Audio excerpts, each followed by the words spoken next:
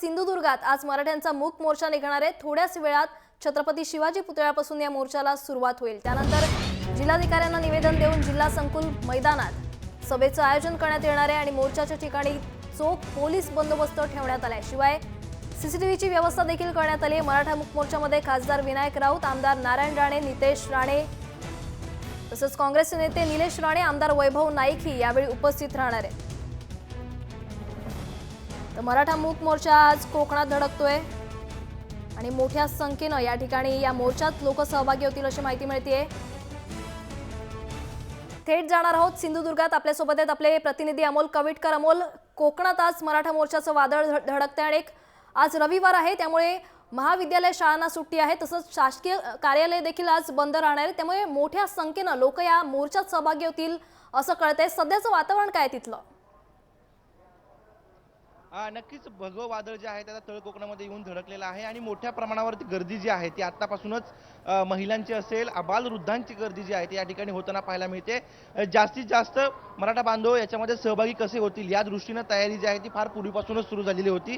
त्यामुळे जास्तीत जास्त महिला एकत्र करण्याचा प्रयत्न जो आहे तो मराठा बांधवांकडून केलेला होता आणि याला मोठ्या प्रमाणात यश आपल्याला मिळालेलं पाहायला मिळेल। कारण सिंधुदुर्ग सारख्या भागामध्ये ज्या ठिकाणी नागरी वस्ती अत्यंत विरळ आहे अशा ठिकाणी सुद्धा मराठा मोर्चामध्ये इतक्या मोठ्या प्रमाणात महिला सहभागी होऊ शकतात। कदाचित हे पहिल्यांदाच या भागामध्ये घडलेलं असावं। त्यामुळे मोठ्या प्रमाणावरती लोकांना एकत्र करण्याचा जो संयोजकांचा प्रयत्न होता त्याला यश आलेलं पाहायला मिळतंय। बरोबर 10:30 वाजता छत्रपती शिवाजी महाराजांच्या पुतळ्याला पुष्पहार अर्पण करून या मोर्चाला सुरुवात होईल आणि जिल्हाधिकाऱ्यांना निवेदन देण्यात येईल। आतापर्यंत आपण संपूर्ण महाराष्ट्रभर जे काही मोर्चे पाहिलेले होते त्या मोर्चामध्ये समान अशा 6 मागण्या होत्या, मात्र अतिरिक्त 2 मागण्या सिंधुदुर्गच्या मोर्चामध्ये करण्यात येत आहेत, ज्याचा परिणाम थेट मराठा समाजाच्या विकासावरती होणार आहे असा दावा करण्यात येतोय। ज्या आपल्या तरुणी आपल्यासोबत आहेत ज्या या मोर्चाचं नेतृत्व करतायत, काय सांगशील नेमकं? कोपर्डीपासून हा सुरू झालेला मोर्चा, कोपर्डीच्या घटनेचा निषेध करण्यासाठी सुरू झालेला हा मोर्चा आता अगदी तुमच्या सिंधुदुर्गमध्ये येऊन पोहोचलाय आणि तुमच्या 2 अतिरिक्त सुद्धा मागण्या आहेत, सुरुवातीला काय सांगशील?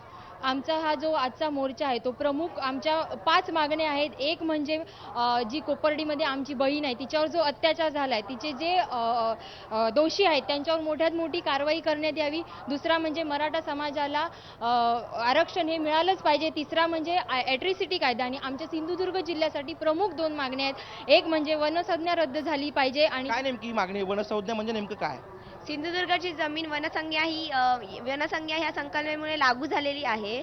मराठा समाज म्हणजे ती जमीन बहुसंख्य मराठा समाजाच्या बांधवांची आहे। जर ती त्यांना परत देऊ केली तर ते त्या प्रगतीसाठी, शेतीसाठी वापरण्यात करता येईल त्यांना। मराठा समाजाला विरोध झाला तर मराठी समाजाचे बांधव सक्षम होतील आणि ते गरिबी मिटेल। या सगळ्या जमिनी मराठा समाजाच्या आहेत आणि त्या शासनाच्या ताब्यात जातात। हा, ते त्यांच्या ताब्यात आहे आणि त्याच्यामुळे मराठा समाजाची प्रगती खुंटली गेलेली आहे। जर विरोध केला त्या वनसंज्ञेला तर त्यांची प्रगती होईल आणि ते शेतीसाठी उपयोगी पडेल। नक्कीच आणखीन एक मागणी आहे आकारी फडाची, नेमकी ती मागणी काय आहे? महाराष्ट्रातल्या प्रेक्षकांसाठी तू काय सांगशील? आकारी फड नेमकं काय सगळं? ब्रिटिश सरकारच्या काळात आकारी पड लागू केला गेला आणि आमच्या जिल्ह्यामध्ये विशेषतः माणगाव खोऱ्यातल्या जमिनी याच्यामध्ये येत आहेत। सो आकारी पड जर रद्द केला गेला तर मराठी बांधवांचा विकास होईल आणि त्या जमिनी त्यांना कसता येतील। त्यामुळे त्यांच्या जे मागी पडत आहेत मराठा समाज त्यांना विकास व्हायला मदत होईल। या 2 जर मागण्या मान्य झाल्या आणि ते वनसंज्ञा असेल आणि आकारी फड असेल जर रद्द केले तर मराठा समाजाच्या विकासासाठी पुढे पाऊल एक टाकता येईल।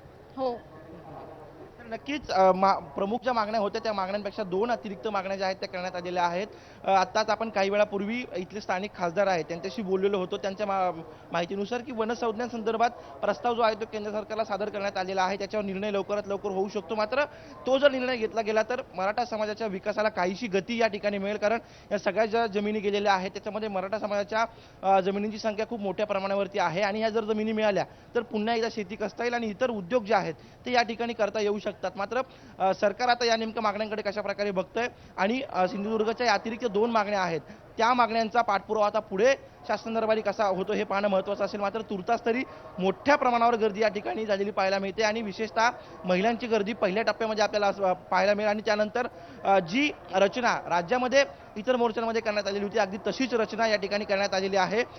जिल्हाधिकाऱ्यांना निवेदन दिल्यानंतर एक मोठी जाहीर सभा जी आहे ती या ठिकाणी होणार आहे आणि आता आपल्याशी ज्या तरुणींनी संवाद साधला त्याच तरुणी या सभेचं नेतृत्व करतील, या सभेमध्ये लोकांना संबोधित करतील। त्यामुळे उत्साह मोठ्या प्रमाणात पाहायला मिळतोय। मोठ्या प्रमाणात गर्दी आहे.